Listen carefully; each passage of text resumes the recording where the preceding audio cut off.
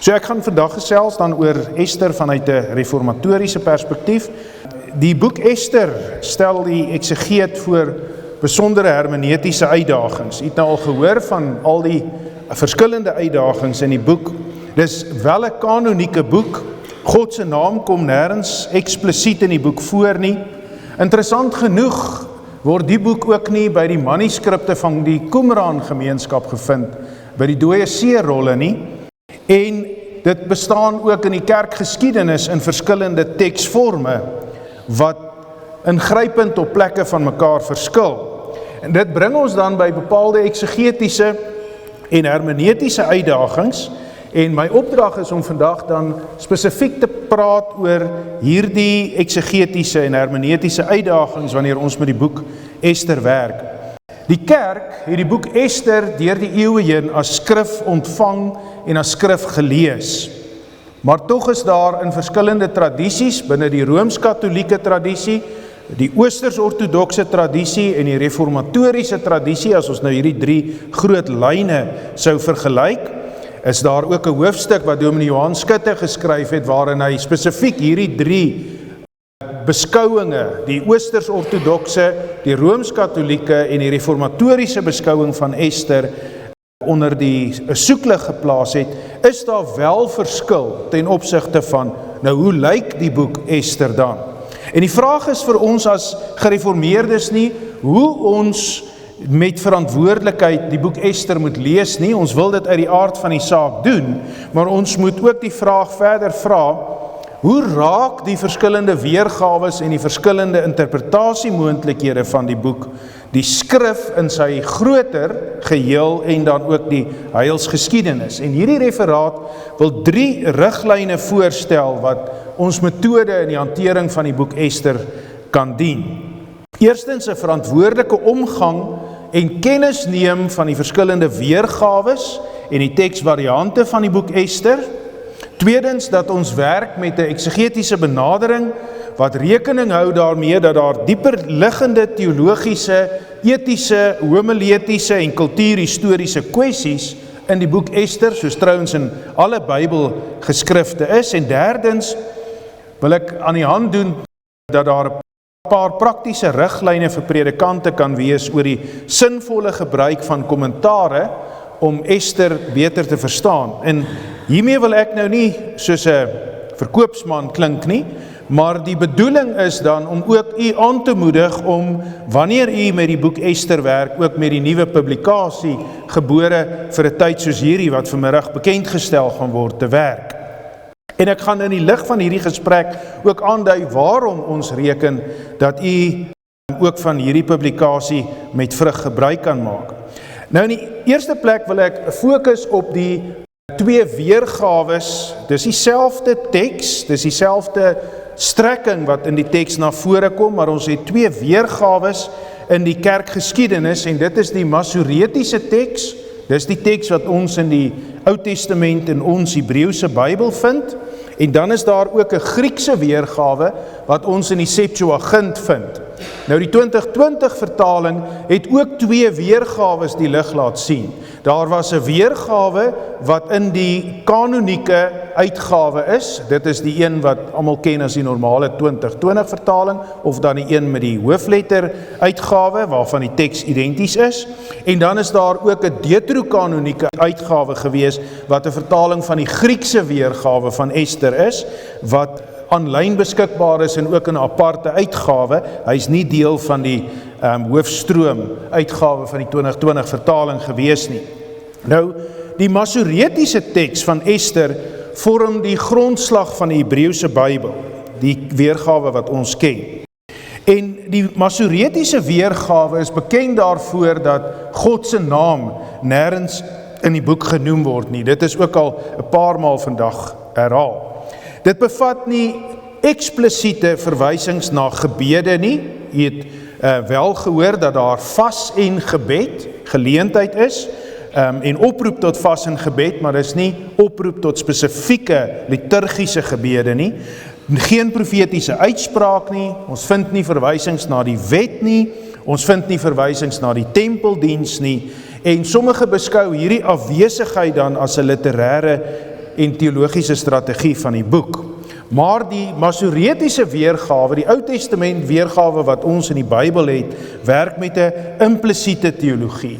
Daar word veronderstel dat God teenwoordig is en dat hy aan die werk is. En die gebeure is so gestruktureer dat wat op die oppervlak na toevallig lyk, by nadere ondersoek doelgerig is en ontbloot word as die hand van God wat in die geskiedenis ook daar in die Medo-Persiese ryk teenwoordig is.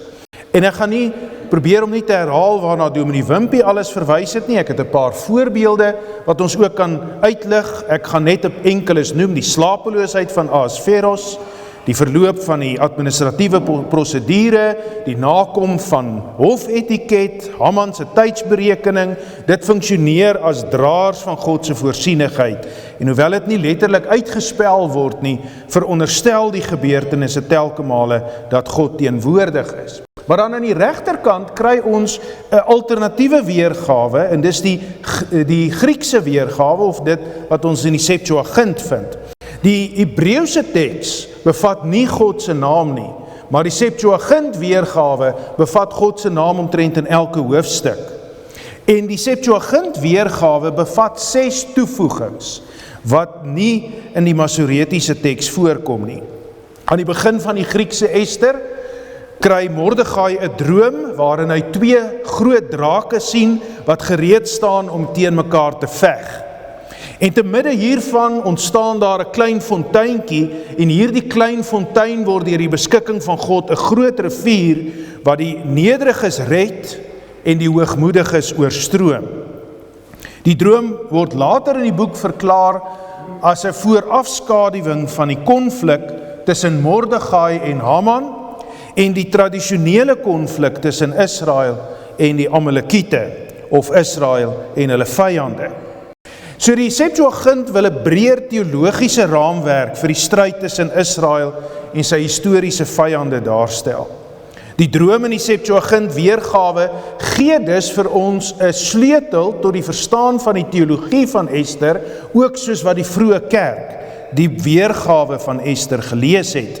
En hierdie sleutel is 'n apokaliptiese sleutel. Hier is ook 'n hoofstuk in die boek wat handel oor die apokaliptiek in die boek Ester en hoe dit vergelyk met die Qumran manuskripte, om daaruit te wys dat hier wel gewerk word in die tussentestamentêre tydperk met 'n apokaliptiese sleutel tot die boek Ester, iets wat die Hebreëse teks doelbewus vermy. Nou vir die gereformeerde tradisie is die hantering van hierdie toevoegings tot die boek Ester van belang. Aan die een kant problematies, aan die ander kant van belang. Die reformatie het onderskei tussen apokriewe en kanonieke boeke, soos ons bely in die Nederlands Geloofsbelijdenis artikel 6. Die Griekse toevoegings tot Ester is histories waardevol, dis teologies interessant, maar het nie vir ons in die reformatoriese beskouing dieselfde gesag as die Hebreëse teks nie. Maar hulle is wel die getuies van die kerk se interpretasie van Ester deur die eeue, en ons kan dit byna lees soos 'n kommentaar op die teks van Ester. Dit beteken egter nie dat die gereformeerde leser die Septuaginta weergawe moet ignoreer nie. Inteendeel, dis ook interessant en opvallend dat die vroeg-Christelike kerk, die eerste gelowiges in die Nuwe Testamentiese tyd en daarna, wel nie die Hebreëse weergawe van Ester gebruik het nie, maar die Griekse Septuagint weergawe van Ester gebruik het, tot en met die reformatie. Die reformatie het gekies vir die Masoretiese weergawe van Ester, omdat dit juist die weergawe was wat standpunt ingeneem het teen die Roomse en Oosters-ortodokse tradisie, wat die Ester weergawe in die Septuagint gebruik het. So die Ester weergawe wat in die Griekse teks voorkom, bied wel vir ons as gelowiges 'n breër Joodse diaspora verstaan en kan gelees word binne die tradisie van hoe die kerk deur die eeue heen die boek gelees het. En dis waarom dit moontlik is om God in die boek Ester raak te sien al staan sy naam nie daar nie. Dit toon ook vir ons hoe later gelowiges geworstel het met die teologiese spanning in die boek. Ester bied dus vir ons 'n baie unieke vertrekpunt. Dis opvallend, dis teologies betekenisvol, maar Ester is die enigste Ou Testamentiese boek wat ook nie onder die manuskripte van Qumran gevind is, soos genoem nie. En hierdie afwesigheid het al dikwels onder geleerdes vrae laat ontstaan, wat was die funksie van Ester in die Joodse teologie? En wat was die funksie van Ester in die Joodse kanon, aangesien daarvan vroeg af al 'n alternatiewe weergawe was? En hoewel Ester wel opgeneem is in die Hebreëse Tanak en liturgiese rol gespeel het by die viering van die Purimfees, dui die afwesigheid van Ester by Qumran, by die vroeg-Christelike kerk, daarop dat die boek nie oral dieselfde gesag onder Jode of selfs vroeë Christene gehad het nie. Moontlik juis weens die afwesigheid van God se naam in die Hebreëse weergawe, die afwesigheid van offergebruike en die tempeldiens. Binne die Christelike tradisie word 'n soortgelyke spanning waargeneem. Vroeë kerkvaders verwys baie selde na Ester. Ons het in hierdie publikasie 'n paar keer verwysings na die kerkvader Rabanus Maurus, wat eintlik die enigste kerkvader is wat wesenlike kommentaar op die boek Ester gelewer het, naas enkele kerkvaders wat hier en daar sydelingse verwysings het. Ester speel ook nie 'n noemenswaardige rol in groot teologiese en dogmatiese debatte van die vroeë kerk nie. 'n verantwoordelike lees van die boek Ester kan nie volstaan met dogmatiese oorwegings alleen nie. 'n verantwoordelike lees gaan fokus op die kern van die saak, naamlik die eksegese, en wil vra, hoe kan ons die boek Ester verantwoordelik, histories begrond en teologies bewus uitlê, soos dit binne die kanon in sy geheel funksioneer. Ester is 'n boek wat stadig gelees moet word. Dis 'n teks waarin die teologie nie uitgespel word nie, maar wat deur die struktuur, die gereelde gebruik van ironie, herhalings voortdurend deurskemer. Die eksegeet wat te vinnig na toepassings en leerstellings in die boek soek, sal maklik die teologiese diepte van die boek Ester mislees. Die mees fundamentele teologiese tema in Ester is die voorsienigheid van God. Die boek funksioneer as 'n demonstrasie van wat dit beteken om binne die gereformeerde tradisie te bely, soos ons doen in Nederlands Geloofsbelijdenis artikel 13, dat God hemel en aarde so regeer, dat niks per toeval gebeur nie. En in Ester word hierdie waarheid op 'n besonder praktiese wyse uitgebeeld. Die afwesigheid van God se naam is juis die raamwerk waarbinne die hand van God raak gesien word. Die teks is deurdrenk van wat sommige sou beskou as toevallighede. Dis reeds vroeër vandag genoem, maar ek gaan dit wel weer herhaal, omdat dit ook hier 'n rol speel. Mordegai hoor per ongeluk van 'n samenswering by die poort. Die koning ly terloops aan slapeloosheid. Hy maak terloops die versoek dat die hofkronieke toevallig op dieselfde plek waarvan Mordegai melding gemaak word, gelees moet word. Haman arriveer op die mees ongeleë tydstip, op die oomblik toe die koning vra, wat moet gedoen word aan die man aan wie die koning eer wil betoon. In isolasie lyk hierdie gebeure maar bloot alledaags.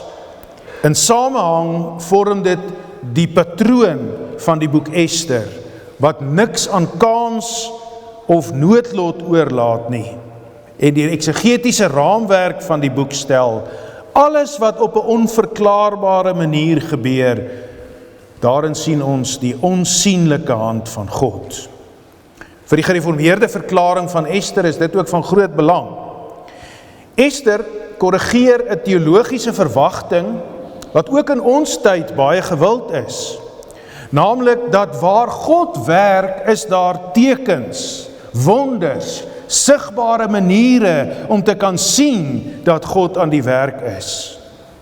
Die boek leer dat God se regering dikwels die vorm aanneem van veranderinge in die hart van mense, administratiewe prosesse wat gewysig word, die omdraai van politieke strukture en die gebruikmaking van menslike swakheid.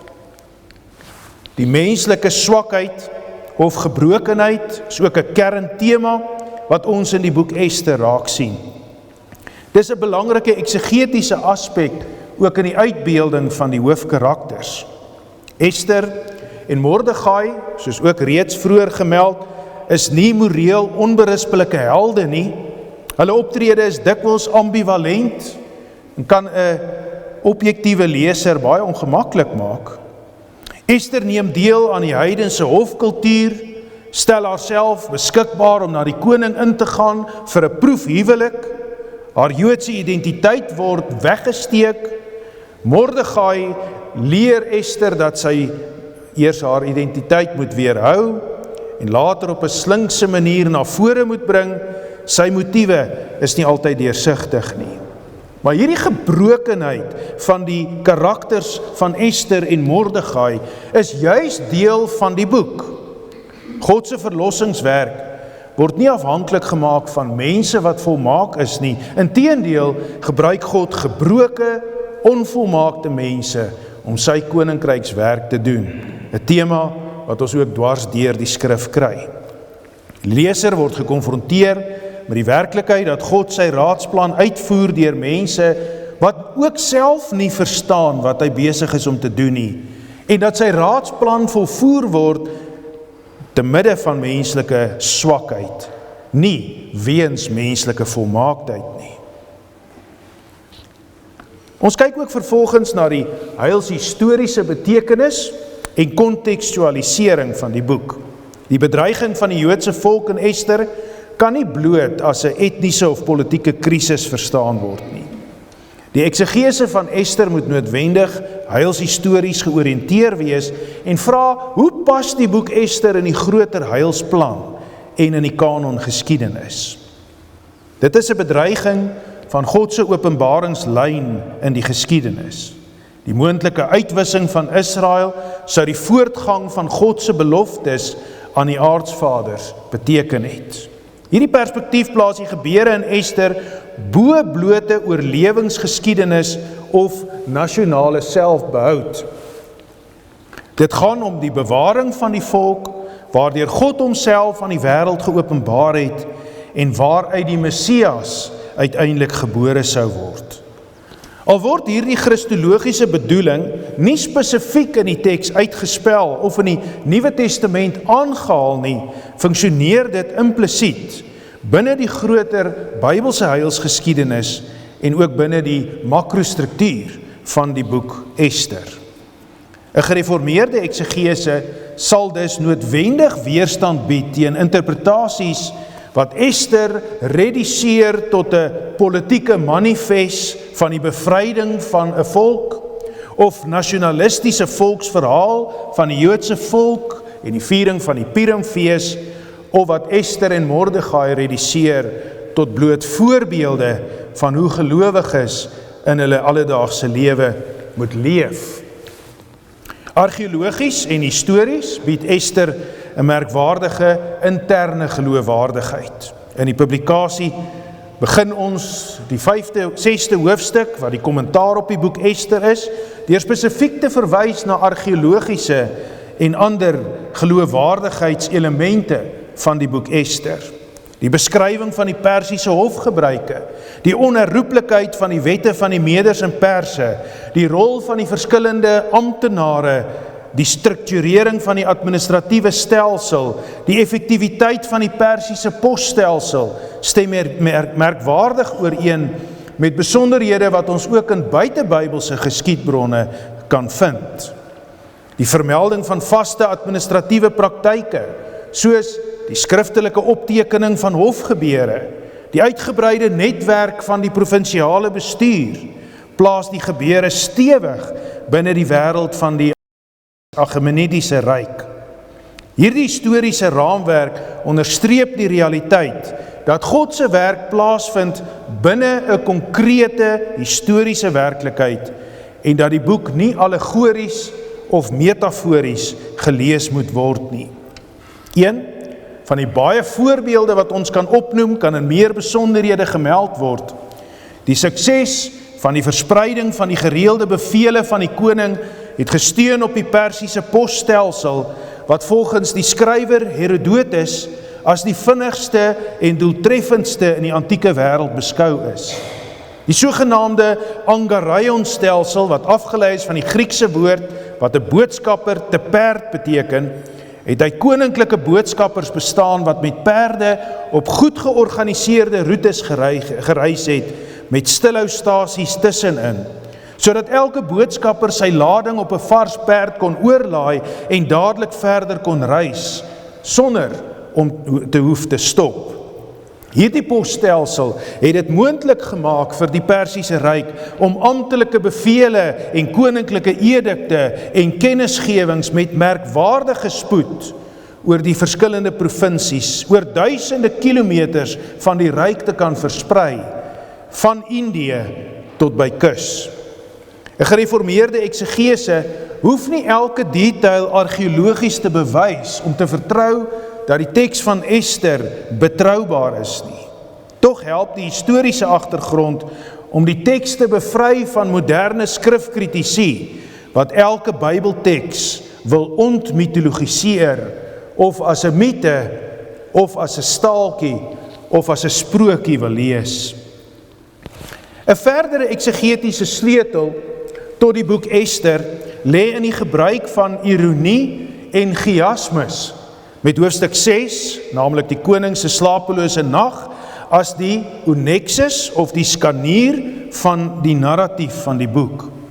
In 'n skematiese voorstelling kan die chiastiese struktuur van Ester eenvoudig raak gesien word. Ester word koningin, Mordegai red die koning in hoofstuk 1 en 2. Haman se komplot teen die Jode word aan die kaak gestel in hoofstuk 3.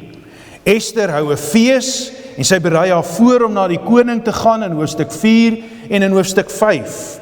Die draaipunt, die spulpunt van die narratief vind ons in die 6de hoofstuk. Die koning het 'n slapelose nag, Mordegai word vereer, en dan vind ons die struktuur van die boek presies omgekeerd in die volgorde, soos wat ons dit A, B, C in die struktuur daarbo het, weer C, B, A. Waar Ester 'n eerste fees en voorbereidings het in hoofstuk 4 en 5, vind ons Ester se tweede fees en die ontmaskering van Haman in hoofstuk 7.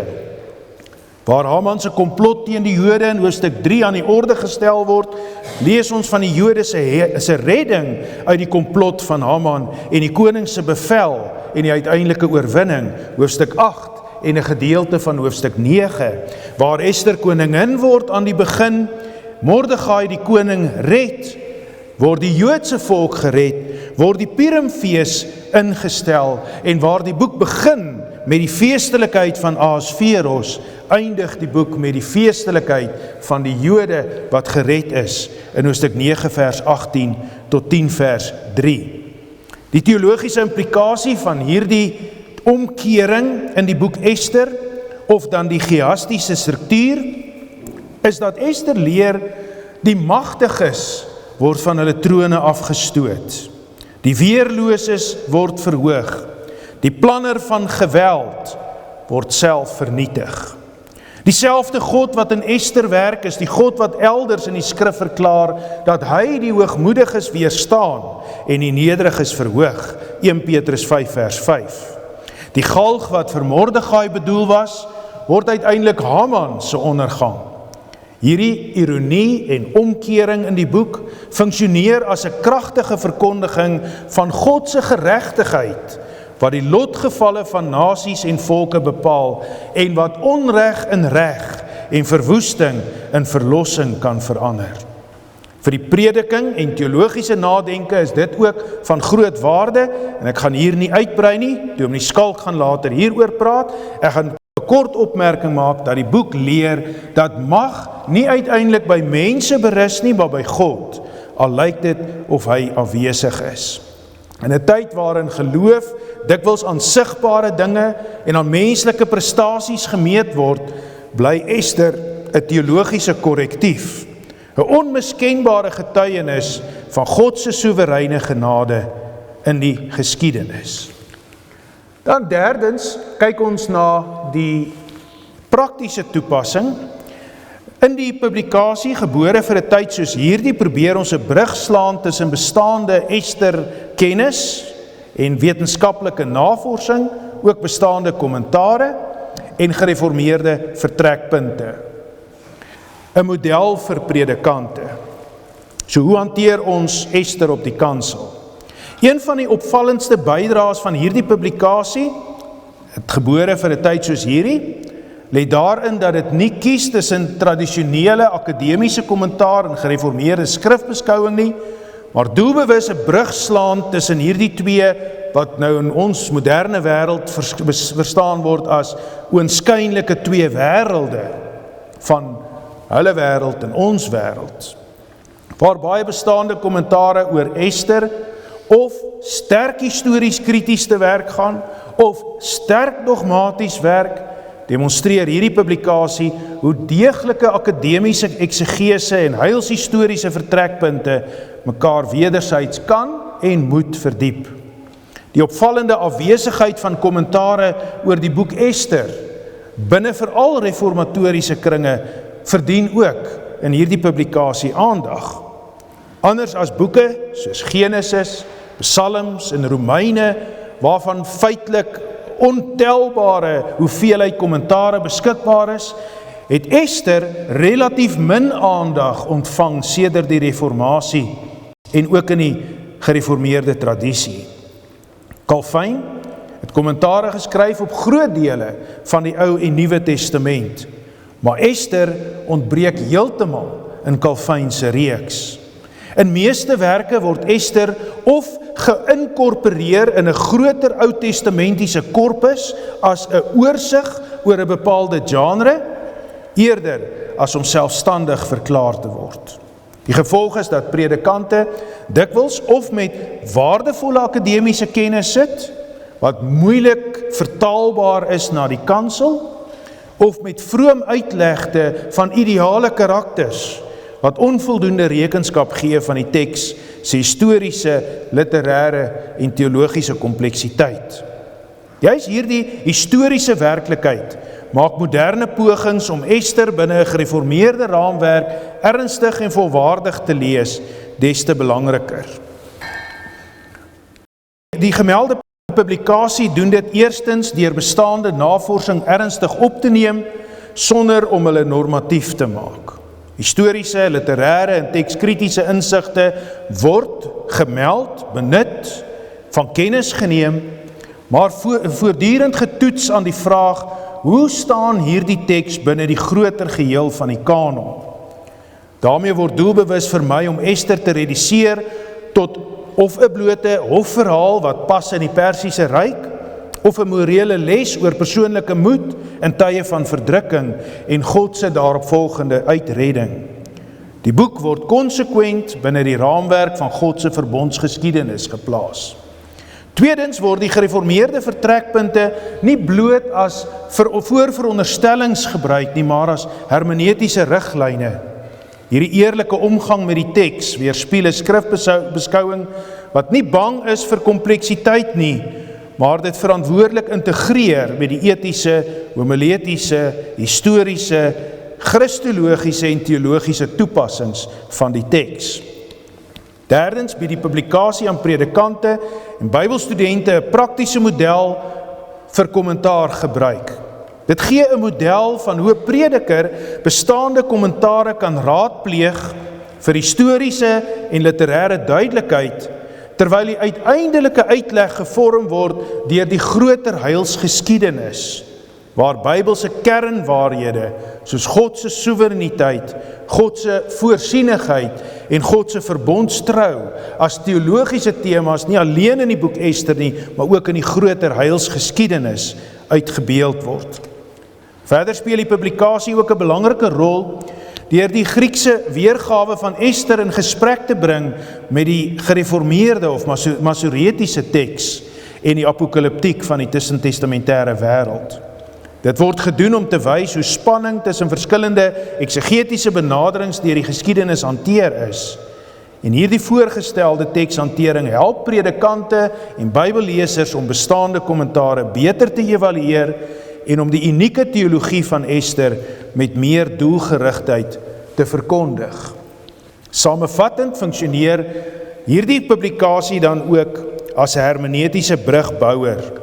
Dit bring akademiese erns en gereformeerde skrifgetrouheid bymekaar, sonder om so glo ons as die skrywers hiervan, sonder om een van die twee te verswak. Vir predikante bied dit nie net 'n oorsig oor die inhoud van Ester nie, maar 'n voorbeeld van 'n metode hoe daar heilshistories met 'n Bybelboek gewerk kan word. 'n Manier van hantering van die skrif wat getrou is aan die teks, eerlik werk met die komplekse vrae, maar steeds vasgeanker is in die belydenis van God se soewereine regering oor alle dinge. Hierdie is 'n noodsaaklike brug vir verantwoordelike prediking uit 'n boek soos Ester, en trouwens 'n besonder toepaslike model vir die prediking uit enige Bybelboek. Hoe hanteer ons dus die boek Ester op die kansel? Die voorstel is dat ons nie die verskille tussen die Hebreëse en Griekse weergawes van Ester hoef weg te steek nie, maar dat ons kan kennis neem, dit verdiep die verstaan van die skrif deur die eeue. Dit is hoe die vroeë kerk met die teks van Ester gewerk het en dit verstaan het.